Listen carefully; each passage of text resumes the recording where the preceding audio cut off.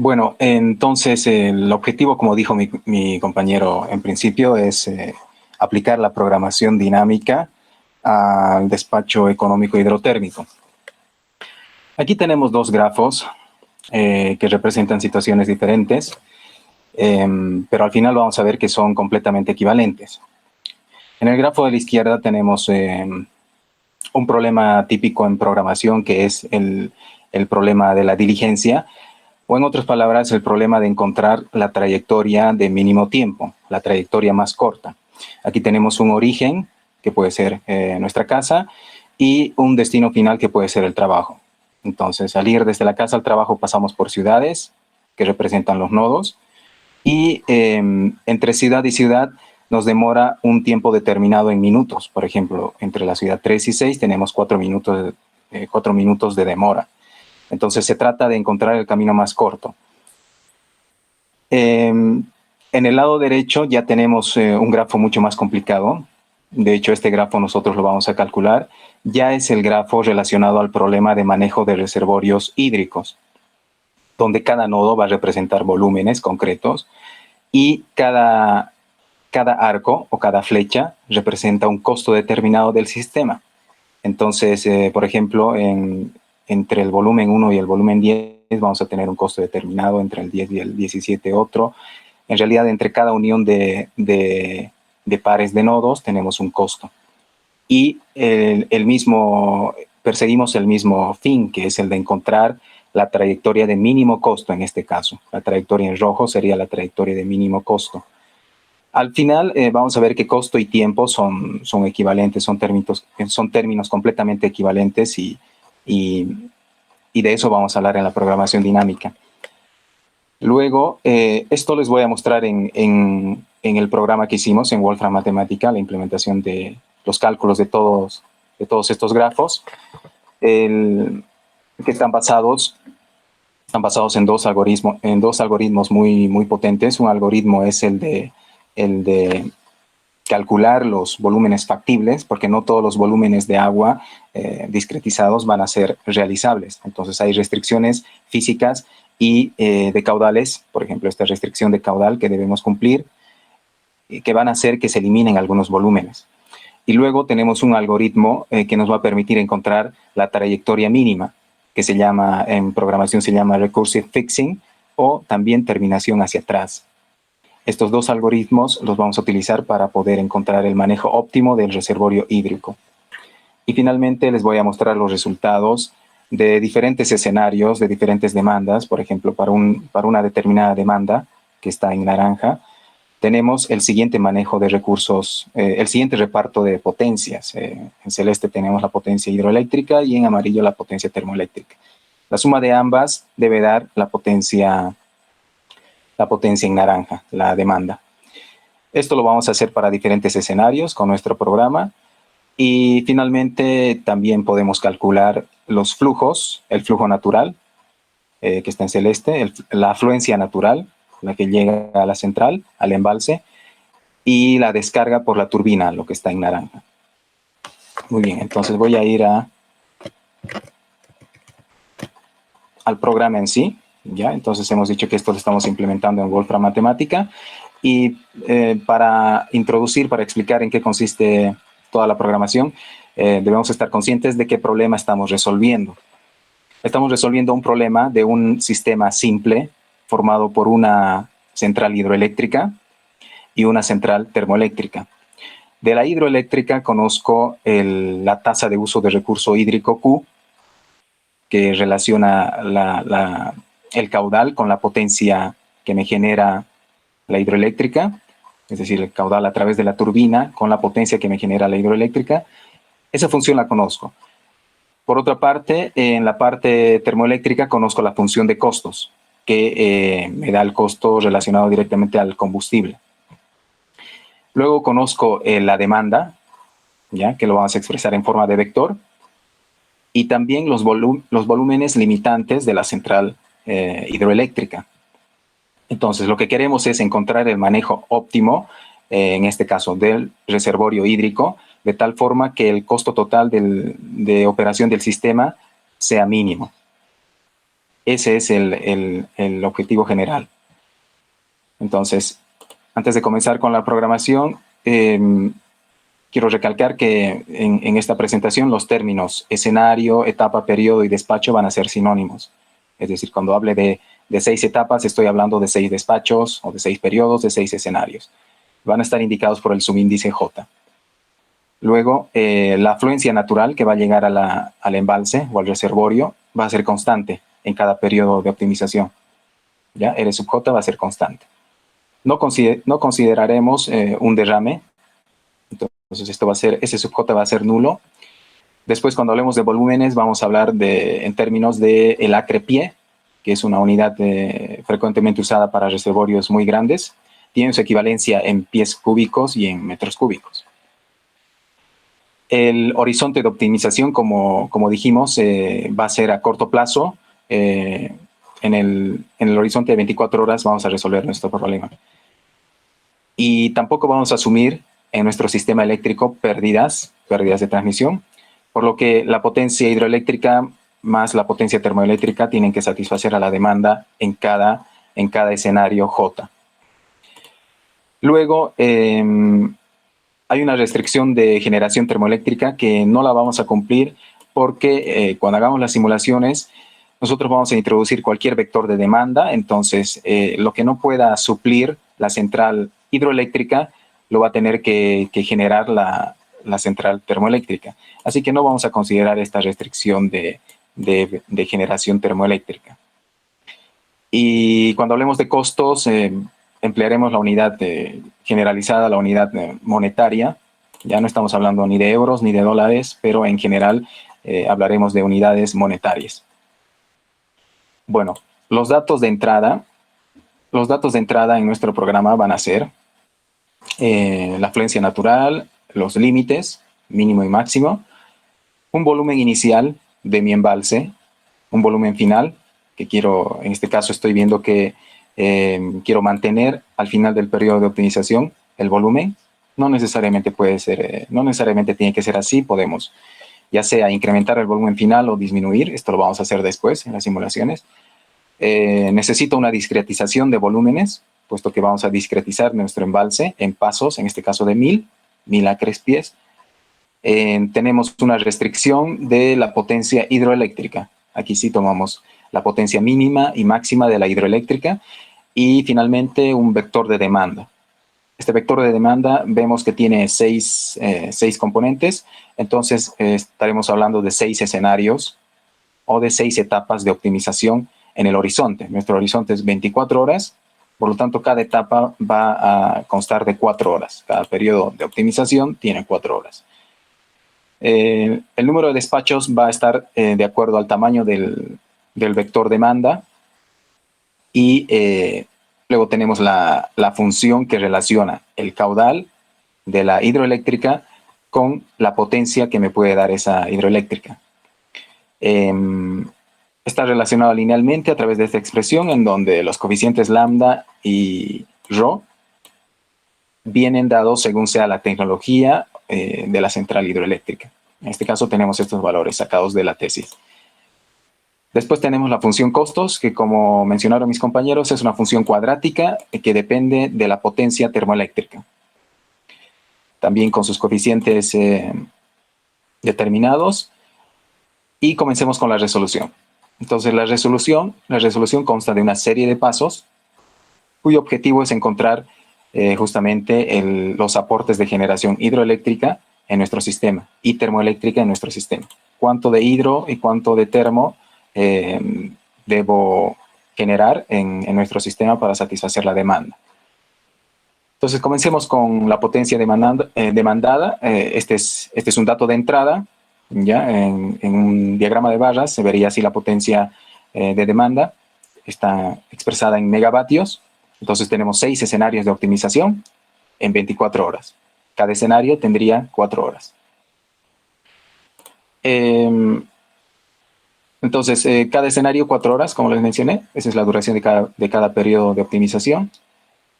Luego vamos a identificar los volúmenes, los nodos de volúmenes. ¿A qué me refiero con identificación de nodos de volúmenes? Entonces me voy a ir directamente a nuestro resultado antes de explicar la parte introductoria. Queremos encontrar estos volúmenes. Esta es la discretización factible de volúmenes. Si observan, en el nodo 1 tenemos el volumen inicial, que es 10.000, y el volumen final, en un dato de entrada, también nos dijo que sea 10.000, el volumen final de nuestro reservorio. Y entre medio tenemos los diferentes escenarios, son seis escenarios, y vemos que la discretización está hecha en pasos de 1000 en 1000, a crespiés, y tenemos los nodos numerados del 1 al 63. En este caso, para nuestros datos de entrada, nos dieron 63 nodos factibles. Estos son los nodos realizables. En un principio, nosotros aproximaremos, para iniciar nuestra programación, aproximaremos con los nodos, con todos los nodos posibles, ¿sí?, que vienen desde el volumen mínimo hasta el volumen máximo y su discretización en pasos de 1000. Pero no todos estos nodos son realizables debido a las restricciones de caudal que vamos a ver más adelante. Entonces, este es el escenario inicial y este es el escenario final. A esto nosotros queremos llegar, queremos descartar ciertos nodos. ¿Cómo hacemos eso? Primero, calculamos los caudales mínimos y máximos de la turbina, a través de la turbina. Para ello contamos con las potencias mínimas y máximas, entonces solo se reemplaza en la función Q y encontramos. Bueno, aquí estamos recalcando que la afluencia natural en cada periodo, en este caso de 6 periodos, va a ser constante, 1000 a crespiés por hora. Discretizamos los volúmenes en pasos de 1000, como les mencioné, y tendríamos estos escenarios iniciales. Aquí tenemos un escenario que está denominado como S sub 0. Después tenemos el primer escenario, S sub 1, hasta el sexto, hasta el escenario número 6. Cada escenario contiene nodos de volúmenes, o volúmenes discretizados, ¿ya? Este es el escenario inicial. Acto seguido, nosotros vamos a numerar los nodos correctamente, es decir, como están viendo aquí, esta serie de datos va a estar en el siguiente orden. Tenemos el nodo primero, por ejemplo, este es el nodo 3, que pertenece al escenario 1 y que tiene un volumen de 7000. Entonces, con esta pequeña función, lo que estoy haciendo es numerar todos los nodos correctamente. Porque los nodos están numerados de la siguiente forma. El escenario 1, por ejemplo, tiene sus nodos, nodo 1, nodo 2, nodo 3, hasta el final. Pero el escenario 2 también tiene sus nodos y es el nodo 1, 2, 3. Entonces nosotros no queremos esa numeración de nodos.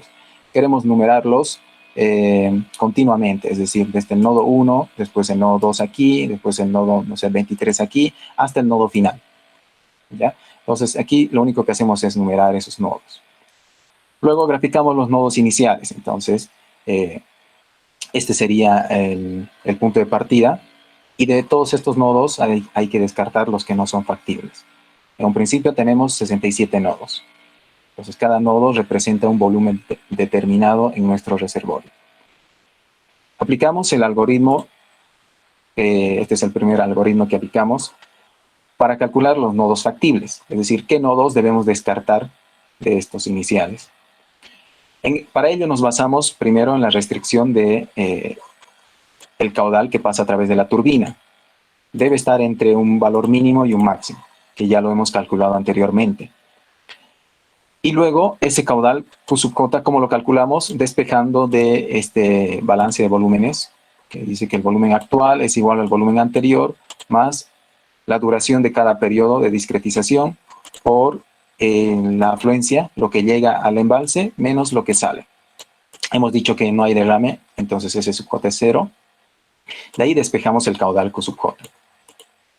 Entonces, lo que hacemos aquí simplemente es, primero, calcular el volumen. Esta ecuación o este código es exactamente esta ecuación para calcular el volumen en el caudal en el escenario J, el caudal a través de la turbina, y después seleccionamos los caudales que están dentro de los límites. y vamos a ir agregando a cada estructura, que le estoy llamando aquí B sub J, y luego los B sub J estamos agregando a cada escenario, estamos actualizando los escenarios, de tal forma que ya no me muestre los volúmenes que hemos descartado. A su vez, estoy aprovechando el algoritmo para calcular todos los caudales en un determinado escenario. Esto más adelante lo vamos a usar. ¿Ya? Estoy agregando todos los caudales calculados. Estoy actualizando la estructura Q sub J. Bueno, entonces con esto ya tenemos los escenarios factibles. Entonces se puede observar, en comparación a los escenarios iniciales, que los factibles son menores. Me muestra menores volúmenes. ¿Sí? 6 escenarios, pero por ejemplo en el escenario 1 ya tenemos menos volúmenes, menos nodos de volúmenes. Procedo igual que en el anterior a numerar los volúmenes factibles. Los numero correctamente desde el 1 hasta el nodo final. En este caso el nodo final es el 63. Y los graficamos. Entonces esta es la gráfica de los nodos factibles y aquí simplemente hago una comparación de lo que tengo en un inicio y de lo que tengo después de hacer la restricción de caudales.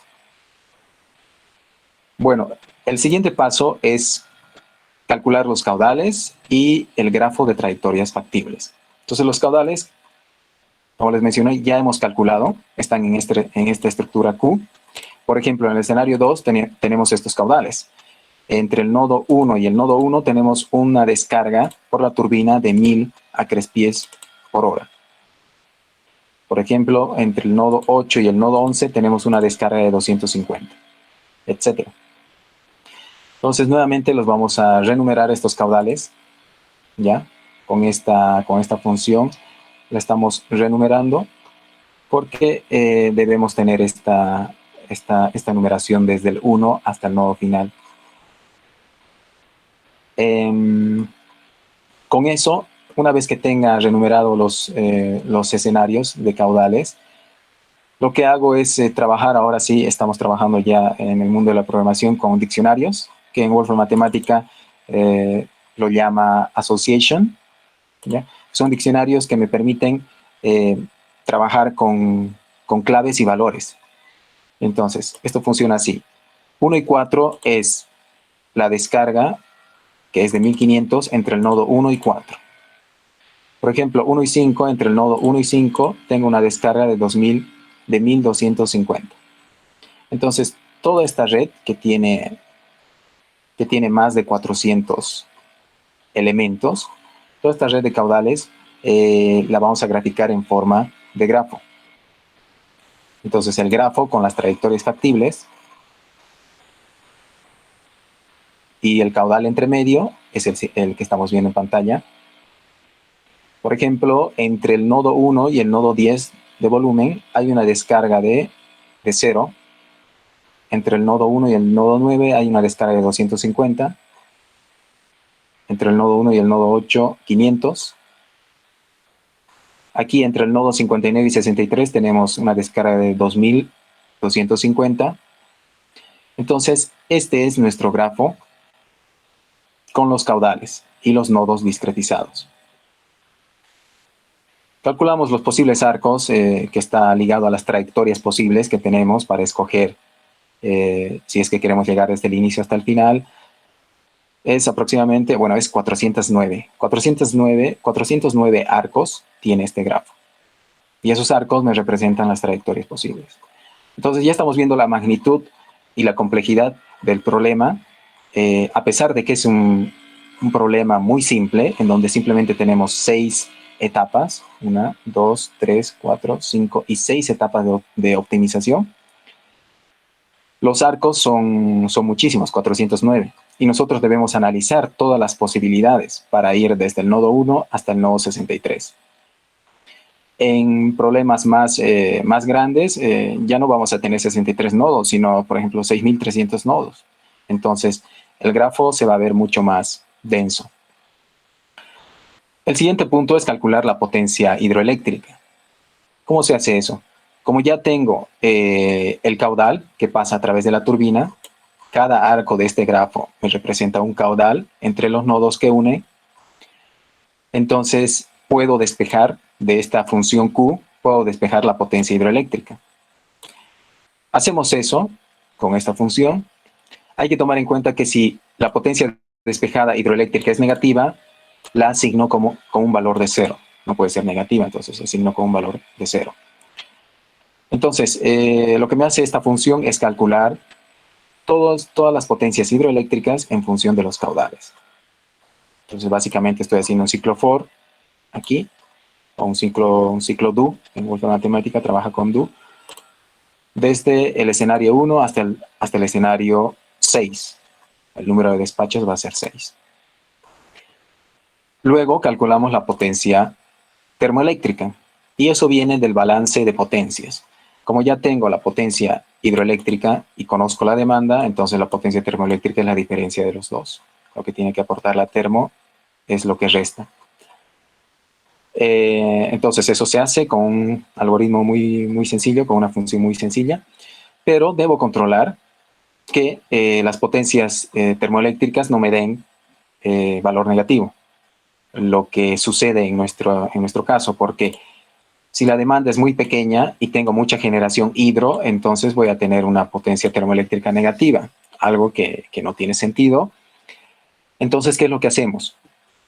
Cuando tengamos un valor negativo de potencia termoeléctrica, vamos a asignarle a esa potencia termoeléctrica un valor de infinito. De tal forma que la función costo, como depende cuadráticamente de la potencia termoeléctrica, me dé como resultado infinito. Cuando la función costo me dé como resultado infinito, en el proceso de minimización que haremos más adelante, ese caso ya no va a ser tomado en cuenta. Por lo tanto, vamos a descartar y vamos a eliminar ese tipo de casos, en donde la potencia termoeléctrica es negativa. Entonces, eso es lo que implemento aquí. Hacemos un if. Si es que es negativo, le damos un valor de infinito. Y calculamos la potencia termoeléctrica, que es la resta de la demanda menos la potencia hidroeléctrica. Y hacemos lo mismo para todos los escenarios. Ahora que ya tengo la potencia termoeléctrica, recién puedo calcular los costos, porque sabemos la función costo, conocemos la función costo. Entonces aquí lo que hacemos es calcular todos los costos en todos los escenarios, con esta línea de código. Hay que observar que a la función costo, que está en unidades monetarias sobre hora, estoy multiplicando el periodo de optimización en horas de cada escenario, la duración, de la etapa de optimización en horas, de tal forma que el resultado esté en unidades monetarias.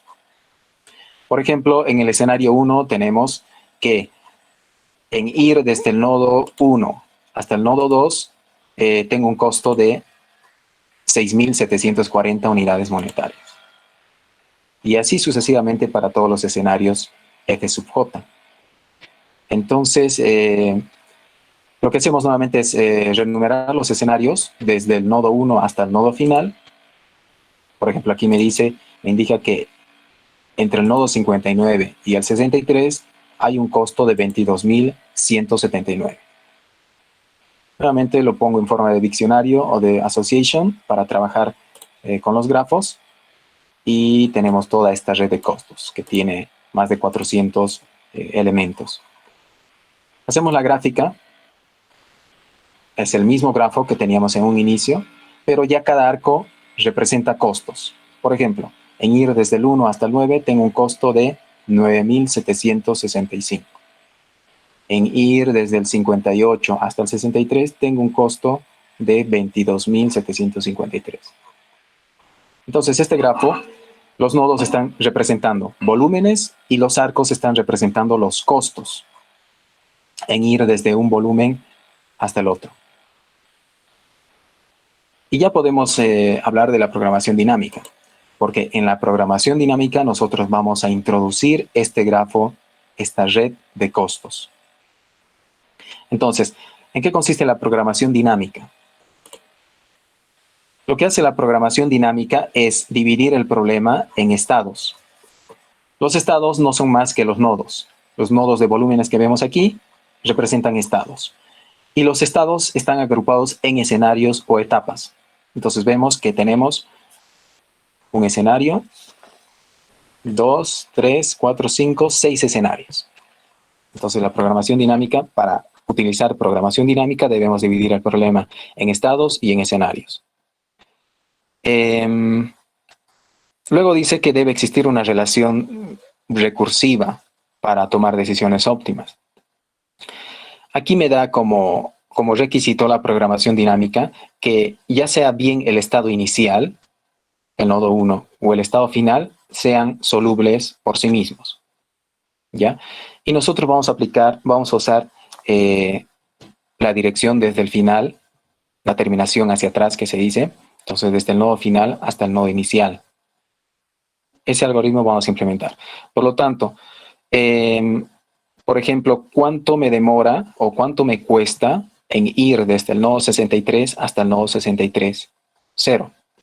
¿Cuánto me cuesta en ir desde el nodo 59 hasta el nodo 63? Entonces, 22.179. Entonces, nosotros vamos a usar, dada la facilidad de programación, la dirección hacia atrás, una terminación hacia atrás. En realidad, cuando hablamos de programación dinámica, estamos hablando de optimización recursiva. ¿Ya? Es un sinónimo para la programación dinámica. Recursivamente estamos optimizando nuestro sistema. Y para ello debemos encontrar una función recursiva que resuelva nuestro problema. Es decir, esto lo debemos traducir en términos matemáticos a una función recursiva. Para recordarles, en programación hemos aprendido que en recursividad una función es recursiva cuando está definida en términos de la misma función. ¿Ya? La recursividad se usa mucho en programación porque agiliza bastante los cálculos. Entonces, programación dinámica no es más que una optimización recursiva.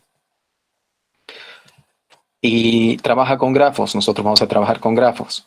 Con grafos ordenados topológicamente. ¿Qué quiere decir eso? Que cada arco que una un nodo I con un nodo J va a tener I menor a J. Eso es lo que sucede en nuestro grafo.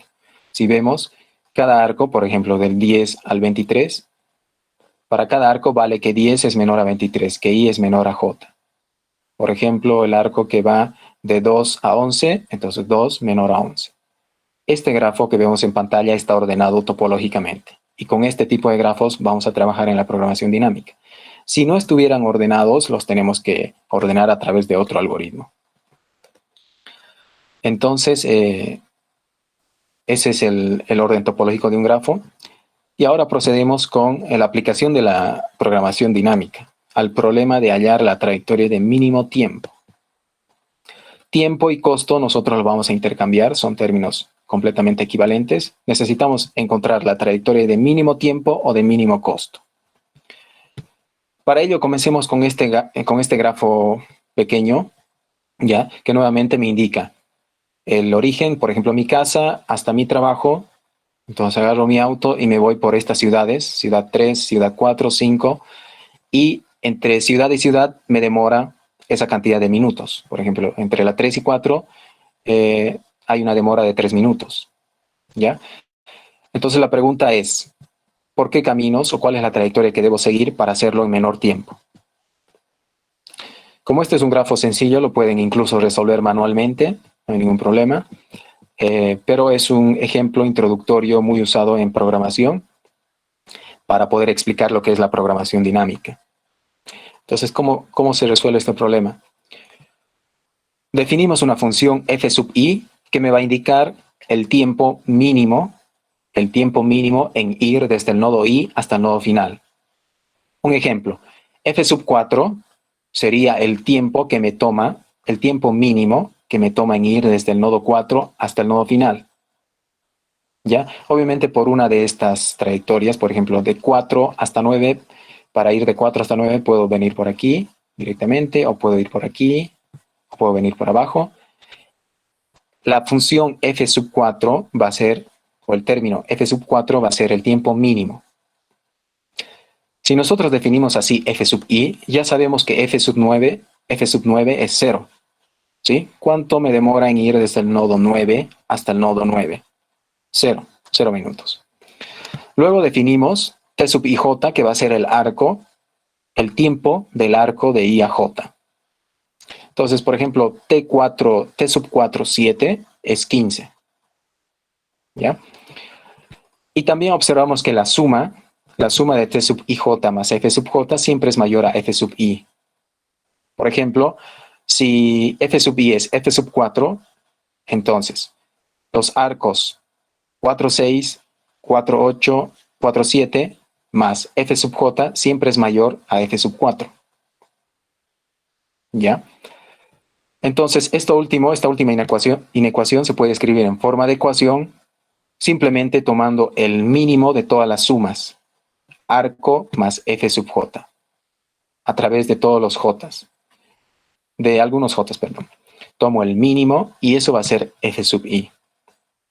Entonces, esta ecuación es el corazón de la programación dinámica, de la aplicación de la programación dinámica para este problema, el problema de hallar la trayectoria de mínimo tiempo. Esta ecuación es la que vamos a implementar. Y es una recursión, porque tenemos una función f definida en términos de la misma función. ¿Ya? La misma función en el miembro izquierdo y en el miembro derecho. Entonces, esa es la recursión que buscábamos. Apliquemos el algoritmo que se llama recursive fixing, ¿ya? O terminación hacia atrás. ¿Por qué? Porque estamos resolviendo desde el nodo final hasta el nodo inicial. En nuestro problema, desde el nodo 9 hasta el nodo 1. ¿Ya? Esta es la función. Me recibe como parámetros la red y el nodo final. Y bueno, implemento aquí, exactamente estoy copiando esta suma. De todas estas sumas, quiero encontrar el valor mínimo. Eso lo hacemos con esta función.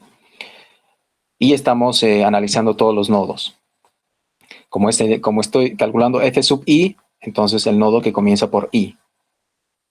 Tal y como estamos viendo aquí. F sub i igual al mínimo de t sub ij más f sub j. Y hago para cada nodo, desde el nodo penúltimo, en este caso desde el nodo 8 hasta el nodo inicial, que va a ser el nodo 1, de menos 1 en menos 1. Y también voy a almacenar el árbol de trayectorias mínimas, que más adelante les voy a explicar qué significa. Entonces, eso aplicamos a nuestra red de tiempos, dándole el nodo final, que es 9, y ya podemos ver nuestra solución. Directamente voy a pasar a, primero, ¿cuál es el tiempo mínimo? Ya nuestro algoritmo nos calcula que el tiempo mínimo es 19 minutos. Esto es f sub 1. F sub 1 es el tiempo que me demora, el tiempo mínimo, en ir desde el nodo 1 hasta el nodo final. 19 minutos como mínimo. Y luego esto me calcula la trayectoria óptima, que estaría conformada por los nodos 1, 3, 4, 5 y 7. Entonces, aquí voy a graficar esa solución y esta es la trayectoria óptima que me calcula el algoritmo. 1, 3, 4, 5, 7 y 9. Les mencionaba el árbol de trayectorias mínimas. Esto es muy útil porque si yo por alguna razón equivocadamente me fui a la ciudad 2, aún así puedo llegar en poco tiempo a destino, tomando el 4, el 5, el 7 y el 9. Si por alguna razón caí, digamos, en el nodo 6, aún así puedo llegar en menos tiempo a destino, yéndome por el nodo 9, por este camino. ¿Ya? Para eso me sirve el árbol de trayectorias mínimas. Me indica todas las trayectorias posibles de todos los nodos. Las trayectorias mínimas posibles de todos los nodos. Pero nosotros no queremos de todas las trayectorias, solo queremos esta única trayectoria, la mínima.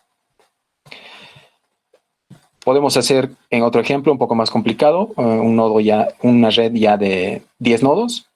Aplicamos la misma función. Fíjense que esta es la línea de código que me resuelve este grafo. Y ya tenemos la trayectoria mínima. Para este otro ejemplo, esta sería la trayectoria. El tiempo mínimo, 11. Y bueno, estamos listos para aplicar la programación dinámica al despacho hidrotérmico. No hay diferencia entre estos grafos y el grafo de volumen que vimos anteriormente. Es exactamente el mismo concepto. Cada arco aquí representa un tiempo, pero en nuestro grafo de volúmenes, cada arco representa un costo. Nuestro grafo de costos, lo llamamos así. Y lo que queremos es encontrar la trayectoria de mínimo costo.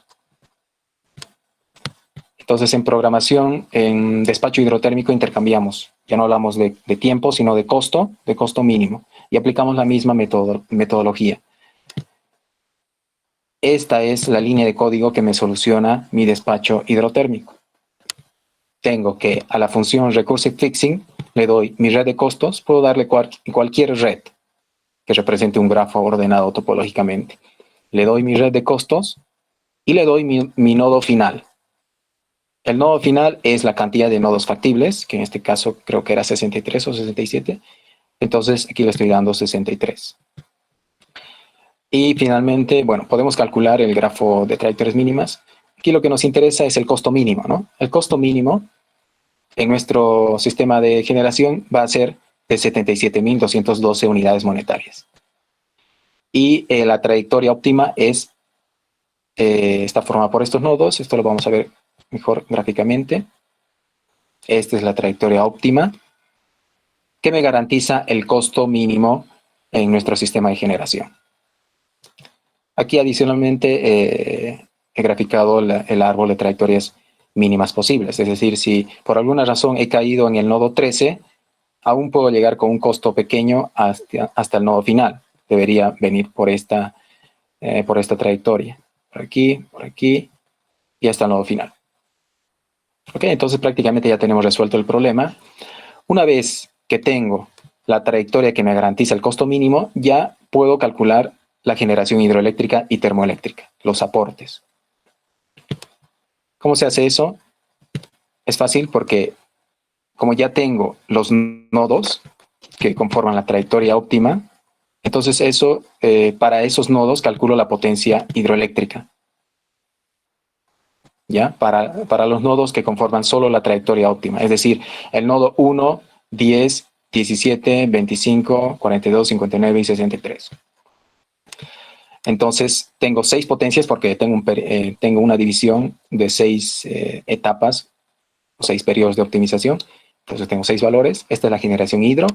Esta es la generación termoeléctrica. Nuevamente, sobre la trayectoria óptima, solo en esos nodos calculo la potencia termoeléctrica. Y finalmente, el diagrama de reparto de potencias, que sería este. Entonces, vemos que en donde hay más demanda, por ejemplo, en el tercer periodo, tengo más generación hidro, como era de esperarse. En el periodo 6 también tengo ayuda hidro. En el resto de periodos tengo 0. Aquí en el periodo 2 tengo 124 megavatios. La suma de la barra celeste con la amarilla tiene que dar la naranja, ¿ya? El balance de potencias. Entonces en naranja, demanda, en amarillo la generación termo y en celeste la generación hidroeléctrica. Finalmente también puedo ver cuál es el flujo natural y el flujo de descarga por nuestra turbina y sería esto. Entonces tenemos 6 escenarios. Como era de esperarse, hay más descarga, por ejemplo en el escenario 3, donde hay más generación hidroeléctrica. Vemos que en el escenario 3 hay más generación hidroeléctrica y en el 6. Entonces en el 6 también es de esperarse que tengamos más descarga, más caudal por la turbina hidroeléctrica. Y en celeste es la afluencia neta, es decir, el caudal que llega al reservorio, ya que hemos establecido que sea constante. ¿Ok? Entonces, estos son los resultados de nuestro programa y está listo para introducirlo en diferentes escenarios o para diferentes demandas. Antes de hablar de los diferentes casos y pruebas que hemos hecho, hablaré un poco de las referencias. Bueno, todo este trabajo está basado en la tesis, como ya mencionamos, del señor Pinzón, que por cierto, junto a su tutor lo publicaron en forma de artículo. ¿Ya? Tomamos esos dos como referencia para elaborar todo esto. Nos ha costado mucho la programación y eso que estamos resolviendo el sistema de generación más simple. Y luego también tomamos la programación dinámica de este programador y matemático Lauschke y después algunos ejemplos también de YouTube para poder hacer los grafos. Entonces todo esto nosotros lo vamos a implementar en diferentes sistemas de prueba. ¿Qué pasaría ¿Qué pasaría si cambiamos estos parámetros de entrada? Entonces, habíamos visto que para el problema anteriormente resuelto tenemos estos parámetros y como resultado tenemos un costo mínimo de 77.212 y este sería el grafo con la trayectoria óptima y el reparto de potencias es este. ¿Ok? Eso lo acabamos de ver. ¿Qué pasaría si es que llega más caudal a mi reservorio? Si tengo más afluencia natural. O sea, supongamos producto de bastante lluvia.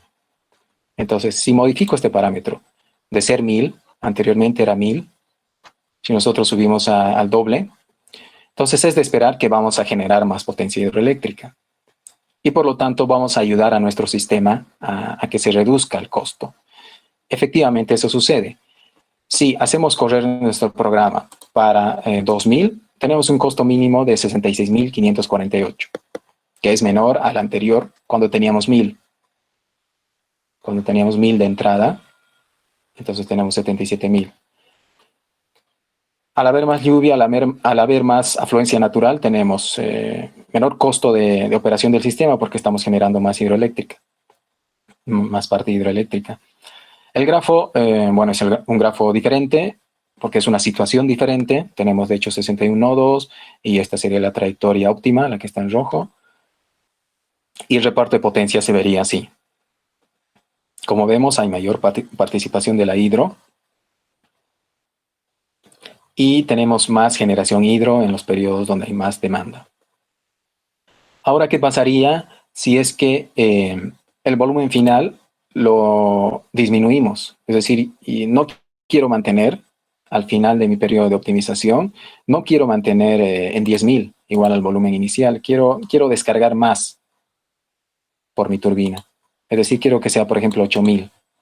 Entonces también el costo tendría que reducirse. Se reduce un poco, pasamos de tener 66.000 a tener 65.000. Tenemos un grafo también diferente porque es una situación diferente y esta sería la trayectoria óptima de mínimo costo. Y tenemos un reparto de potencias también ligeramente diferente. ¿Qué pasaría si ahora incremento la potencia máxima de la hidroeléctrica? Anteriormente estaba en 200. Bueno, voy a incrementar a 300. Ligeramente se reduce el costo también porque estoy permitiendo generar más a la hidroeléctrica. Tenemos un grafo también diferente y el reparto sería este. Entonces vemos que los límites de generación de la hidroeléctrica está, la generación hidroeléctrica está dentro de esos límites, que es desde 0 hasta 300 hemos establecido, ¿no? Aquí 299, 249, 299, 299. ¿Ok? Y ahora variemos la discretización. Bueno, en la discretización lo único que vamos a hacer es incrementar el tiempo de cómputo. Entonces no vale la pena mucho disminuir el paso de discretización. Dados nuestros números generales, en términos generales, 500 no afectaría mucho en la resolución del problema. Entonces, si es que disminuyo la discretización, tendríamos este costo, 64.103. Tendríamos más nodos que analizar, en este caso 127 nodos.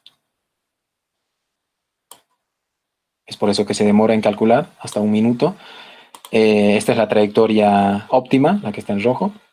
Nuestro programa lo calcula sin problemas. Y el reparto de potencia sería este. Luego, otro escenario de prueba. ¿Qué pasaría si es que el vector demanda, anteriormente teníamos simplemente 6 periodos de optimización, 6 etapas de optimización, porque teníamos 6 demandas, por así decirlo. Ahora vamos a dividir nuestro horizonte, 24 horas, en 12 periodos de optimización. Entonces le damos un vector de demanda de tamaño 12. Esto está en megavatios. Por lo tanto, cada periodo de optimización va a tener una duración de 2 horas. ¿Ya? Entonces, hacemos correr en nuestro programa y obtenemos un costo mínimo de 93.000. ya porque tenemos más demanda, se incrementan los costos. En cuanto al grafo de costos, es este que vemos en pantalla, tenemos 139 nodos, ¿ya? Y esa es la trayectoria de mínimo costo, la que está en rojo. El reparto de potencias es este. Entonces vemos, tenemos 12 periodos de optimización, ¿ya? Cada periodo de 2 horas, entonces 24 horas. Y, por ejemplo, vemos que en la parte de mayor demanda, en el periodo 2, 5 y 8 hay mayor participación de la generación hidroeléctrica.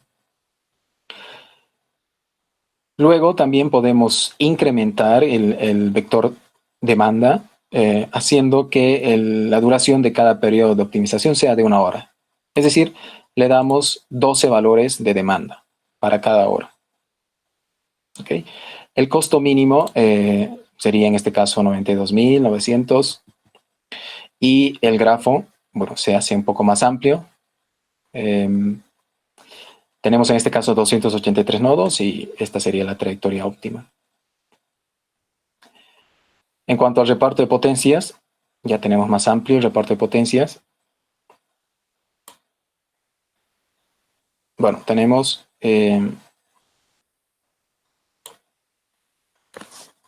tenemos 12 escenarios, perdón, 24 escenarios.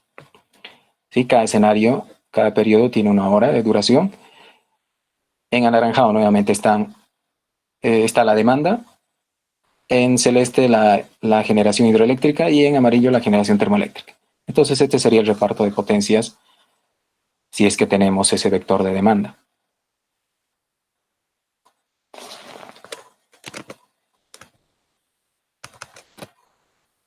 Ok, entonces ya podemos ir a nuestras conclusiones.